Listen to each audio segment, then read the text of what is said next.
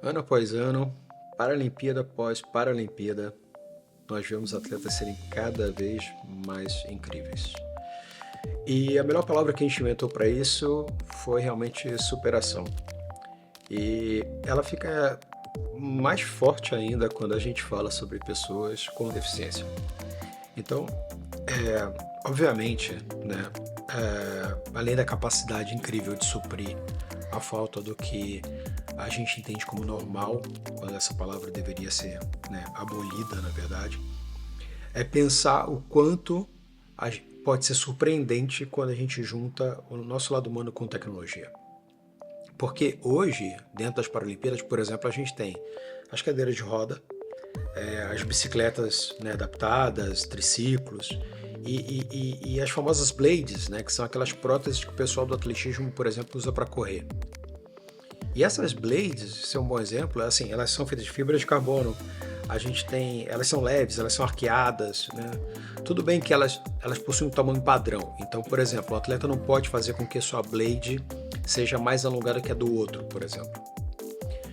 Mas alguns atletas possuem uma das pernas, então enquanto outros não têm nenhuma das pernas. Então isso acaba levantando uma questão que é a seguinte, assim, um atleta, por exemplo, que corre com uma perna normal e uma blade, será que tem a mesma estabilidade, simetria e ergonomia do que aquele que corre com duas blades, né? E mais, assim, se fosse permitido um doping tecnológico com blades ou qualquer outro tipo de tecnologia mais avançada, será que uma pessoa com deficiência não correria mais rápido do que uma pessoa normal? Sim, obviamente que sim, né? Então, por exemplo, o Oscar Pistorius lá, que inclusive tinha, né, o apelido de Blade Runner, ele foi o primeiro atleta a competir nas Olimpíadas e nas Paralimpíadas, né? É claro que a gente aqui não vai diminuir o grande atleta em questão, né? Mas, afinal, tem um monte de coisa envolvida nessa história e a preparação e tudo, mas ele era um atleta que corria com duas blades, né? Mas, mas Rods, você tem que entender que as Olimpíadas estão aqui para elevar e dar holofotes para a superação humana, sim. Então, esses mecanismos não são colocados nas provas para darem vantagens desleais, mas sim para nivelar o campo de jogo, colocando os atletas para competir em pé de igualdade. Sim, também. Ok. Mas a questão aqui não é essa. Vamos deixar de lado, por exemplo, o espírito olímpico e passar para a vida real. Até então, todos esses aparatos, eles foram vistos e criados apenas como uma forma de dar um pouco mais de conforto a quem tem alguma deficiência. Então, assim, até ontem, a gente estava falando em talvez conseguir empatar o jogo. Ou seja, uma pessoa com deficiência passar a ter uma vida normal.